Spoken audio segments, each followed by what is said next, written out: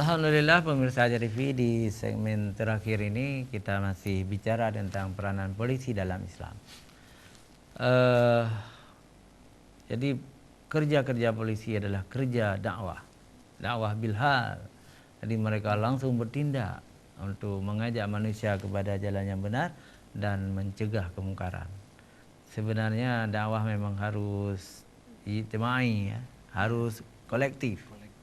Ada ulama yang mengeluarkan fatwa, ada pendai, pendakwah yang menyampaikan ke masyarakat, ada polisi yang mencegah, itu, ada hakim, baru dakwah itu terwujud.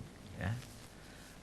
Pemirsa TV yang dirahmati Allah, kita masih menunggu SMS, masih menunggu telepon langsung, silakan. Sambil kita menunggu telepon, mungkin saya ingin bertanya kepada Pak Yusuf, yang menurut saya seorang intelektual muda yang sedang naik daun nih, ya. Apakah security WH, ya, Wilayatul Hisbah, itu bagian-bagian dari polisi juga di dalam Islam? Bagaimana? Dari segi bahasa, syurtah itu kan bermakna pengawasan, mengawasi setiap pelanggaran hukum yang terjadi dalam masyarakat. WH itu menurut saya bagian daripada itu juga. Iya. Kebetulan kita sudah dipisahkan. Seharusnya WH polisi, polisi WH. Seharusnya begitu. Iya.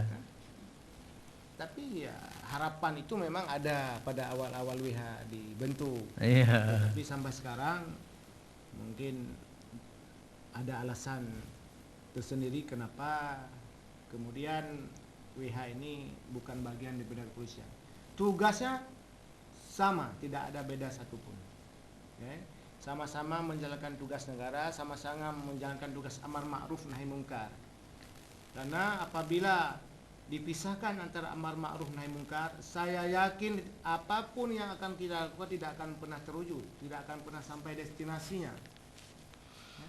Umpama begini, ketika hanya mengandalkan amar ma'ruf saja, bahasa lain sosialisasi, atau ya diskusi, seminar, workshop dan sebagainya. Kalau kita umpama begini, kita ini di atas mimbar, ada anak kecil lagi merangkak, di depan anak kecil ada sebuah sumur yang itu tidak ada cincinnya. Kalau dia terus merangkak ke sana, dia akan jatuh. Tidak cukup apabila kita, hai anak kecil, jangan ke situ kamu jatuh. Baik kayak kenan road kenduk yang mon. Tidak cukup. Kibansi, ya datang. Hai jangan. Sambil berlari, ambil anak kecil itu, jangan sampai jatuh ke sumur. Kemudian lantas sampaikan ke anak kecil itu, nak, sayang, jangan ke situ ya, nanti jatuh. Kalau jatuh nanti mati. Kalau mati nanti, begitu kita sampaikan. Itu bil hasanah, mau idatul hasanah. Nah, begitu juga tidak cukup kalau hanya nahi mungkar saja. Jadi dua-dua ini harus berperan. Dua-dua ini harus berfungsi. Begitu juga dalam kepolisian, meskipun mungkin sosialisasi satu aturan, misalnya akhir-akhir ini ya, atau mungkin 2 tahun terakhir ini, itu kewajiban menggunakan helm depan belakang, kewajiban keharusan menghidupkan lampu kemarin, tapi sekarang sudah tidak berlaku lagi saya lihat. Kemudian juga spion kiri kanan, meskipun mungkin orang-orang intelektual melihat itu adalah satu terobosan yang baik dan budaya yang harus dilestarikan, tetapi masyarakat awam apa ya mereka bilang, kalong, penglong, helm baru kemarin saya tanya, helm sampai 200.000 satu, Ustaz. Kalau mungkin kita banyak duit ya, tapi kalau masyarakat yang teng paneng itu, berat 200.000. Ya. Tapi apabila disampaikan, disosialisasikan, tak boleh jenuh, ya. Sampaikan secara intensif dan masif kepada masyarakat. Bahaya tidak ada helm misalnya, bahaya tidak ada lampu spion dan sebagainya. Ini ada satu pengalaman saya sendiri tahun 2008 kalau nggak salah, terjadi kecelakaan di Sigli. Pada saat itu saya mengendarai sepeda motor, namun karena helm standar yang saya pakai, saya ikat dengan kuat. Begitu kecelakaan, saya terkapar 200 meter dari kecelakaan karena dengan mobil. Ya. Oh maaf, bukan 200 meter, 20 meter. 20 meter. Ya, tergeser 20 meter. Kereta saya seperti kerupuk cengek, hancur. Semua pakaian saya habis. Alhamdulillah aurat saya terjaga. Apa yang ingin saya ceritakan di sini? Karena saya anggap helm ini adalah bukan karena perintah polisi, tetapi ini adalah kebaikan kita juga. Tidak terlepas helm meskipun jatuh. Alhamdulillah saya selamat. Kepala kan cepat sekali manusia kalau terbentuk kepala mati. Ya. Tapi karena saya selamat meskipun baru sadar kecelakaan jam 2, baru sadar jam 18 sore. Ini satu contoh. Penting sekali helm. Dan tidak mungkin misalnya aparat kepolisian misalnya atau siapapun, lembaga apapun ketika melarang sesuatu itu tidak mengandung kemaslahatan, saya nggak percaya. Pasti demi kebaikan manusia itu sendiri. Begitu juga taat aturan, taat hukum, itu demi kebaikan dan kemaslahatan kita sendiri. Jadi maka perlu, meskipun itu adalah kebaikan, perlu juga disosialisasikan, didakwahkan, disampaikan kepada publik bahaya manfaat apabila itu kita laksanakan. Demikian Ustaz. Iya, itu banyak pengalaman orang tentang helm. Memang bisa menyelamatkan. Dalam makna kan kita sudah berikhtiar, tetapi kalau Allah menghendaki tentu juga kena badan yang lain. Yang jelas helm itu sangat bermanfaat sebagai alat untuk berkendaraan roda 2. Kalau roda 4 kita juga disuruh ikat itu apa istilahnya? Bed, ya. Bed. Tapi ini juga tidak dilanggar orang. Banyak orang di Aceh itu tidak mengikat itu ya. Tapi kalau di Jakarta kita lihat orang sungguh-sungguh mengikat badannya itu. Kalau di Aceh tidak. Di Aceh juga kanun-kanun itu kadang-kadang berlaku semusim ya. Padahal kita buat kanun itu sangat banyak habis dana. Satu kanun dulu sekitar 15 miliar. Dulu waktu saya di DPRA 15 miliar karena nanti ada studi banding. Di samping anggota dewan juga ada ulama, ada dosen, akademisi. Kita bayar semua. Jadi setelah disahkan kanun itu, di Aceh biasa masuk laci. Ya kan? Masuk laci tidak berfungsi. Contoh misalnya, ya. Dulu di PRK Banda Aceh pernah membuat kanun wajib menulis kaligrafi Arab. Tapi kan sampai sekarang masih berlaku kanun itu. Tapi kan tidak ada lagi orang menulis. Tokoh-tokoh itu nggak ada lagi menulis itu.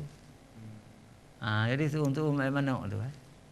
Tapi sempat berlangsung itu ya. Sempat. Pada saat itu kalau nggak salah belah putih ya. Gubernurnya. Ya, cuma seharusnya akan terus itu. Gitu kan.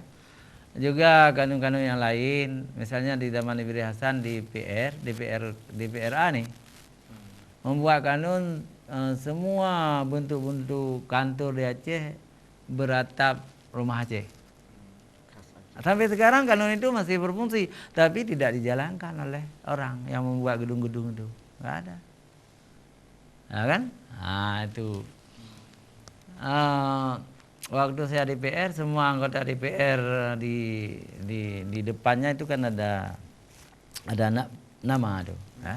Itu bahasa Arab semua. Bahasa Arab. Ada juga huruf Latin, tapi ada huruf Arab.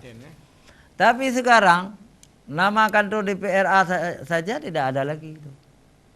Ditulis itu di jalan Daud Berih itu, nggak ada lagi. Seharusnya mereka yang memberi contoh. Gitu. Jadi itu bagian dari sifat masyarakat Aceh itu ya. Jadi begitu juga dengan syariat-syariat Islam di Aceh untuk Emano. Ada daerah yang seumumnya lebih lama. Banyak sekali cambukan-cambukan di situ. Kalau orang bersalah dicambuk, itu kan bagus ya. Seperti Banda Aceh kemarin. Tapi ada kabupaten di Aceh belum pernah mencambuk. Seolah-olah kabupaten itu menolak cambukan tuh. Hukum Islam itu ditolak. Ada kabupaten di Aceh belum berjilbab. Itu juga ada kanun. Tapi ada kabupaten di Aceh masyarakatnya masih telanjang. Saya tidak nyebut kabupaten apa. Gitu kan. Jadi untuk mulai manuk itu harus kita akhiri di Aceh. Harus benar-benar kita menjalankan perintah Allah, syariat Islam ini. Pemirsa JTV yang dirahmati Allah, ya, kami menunggu telepon, SMS. Sambil itu kita minta lagi Bapak narasumber untuk melanjutkannya. Pemirsa JTV dimanapun Anda berada, mungkin ini boleh dikatakan sebagai karena ini hari Jumat ya, buat tawa sobihal juga ya. Ini bagian daripada saling menasihati, terutama kepada saudara-saudara kami yang bekerja di instansi manapun yang tugasnya menjaga keamanan. Lakukan itu dengan penuh tanggung jawab, lakukan itu dengan amanah. Jangan serta-merta karena katakanlah itu tidak digaji, tidak dilakukan, yakinlah apapun yang kita lakukan kalau itu mencari ridha Allah, Allah akan memberikannya. Justru pemberian Allah itu lebih baik, lebih sempurna daripada pemberian manusia. Dan Allah itu lebih tahu kebutuhan kita daripada atasan kita. Harus diniatkan apapun yang kita lakukan sebagai ibadah. Innamal a'malu binniyat. Tanpa ada niat ya, terhadap satu profesi yang kita lakukan, satu amaliyah yang kita laksanakan, ini sia-sia. Setelah itu kita yakini benar, kemudian tetap dalam melaksanakan tugas hari-hari kita mengedepankan akhlak, mengedepankan moral dan atau etika. Ini harus di depan. Karena rusak bangsa itu karena menafikan akhlak dalam setiap kehidupan. Ini kuncinya. Termasuk kunci membangun negara, kunci membangun rumah tangga, kunci apapun. Kunci adalah akhlak. Kalau ini di depan, insya Allah semuanya akan berjalan dengan baik. Setelah itu, dalam melaksanakan tugas kewajiban kita, terutama dalam menjaga keamanan, ini kita berdoa dan berlindung kepada Allah. Dengan tragedi kemarin, musibah kemarin, kejadian kemarin di Trenggading, kita berharap terakhir kejadian itu terjadi di bumi Islami Mekah ini. Kita berharap sekali lah ya, kepada pemimpin kita, kepada pemerintah pusat ya, agar konflik tidak terjadi lagi di bumi Aceh khususnya. Perhatikanlah aspirasi masyarakat, akomodir aspirasi mereka selama itu tidak bertentangan dengan konstitusi dan peraturan perundang-undangan. Jadi masyarakat Aceh itu, saya yakin kalau ditanyakan apakah mau menerapkan hukum Islam secara kafah atau hukum nasional, saya yakin kalau dibuat semacam referendum ini mayoritas akan menjawab kami kepingin di Aceh ini menerapkan hukum Islam secara paripurna dalam semua sektor kehidupan, termasuk hukum-hukum lain. Selama ini kanun yang disahkan pada masa Pak Zaini Abdullah, syukur sudah bertambah beberapa item menyangkut pelaksanaan syariat Islam. Yang sebelumnya sanksinya pun sedikit, 6 hingga 12 kali cambuk, ini sudah ada 100. Ini satu kemajuan besar yang harus didukung oleh semua pihak. Baik Ustaz ya. Pemirsa TV yang dirahmati Allah, sayang sekali waktu sudah meninggalkan kita. Insya Allah kita akan berjumpa di lain waktu. Kita akan lanjutkan. Menarik sekali cerita ini. Hanya sampai di sini. Terima kasih kepada Bapak narasumber, juga kepada pemirsa semuanya. Kita akhiri acara ini dengan doa subhanakallahumma wa bihamdika asyhadu an la ilaha illa anta astaghfiruka wa atubu ilaik. Wassalamualaikum warahmatullahi wabarakatuh.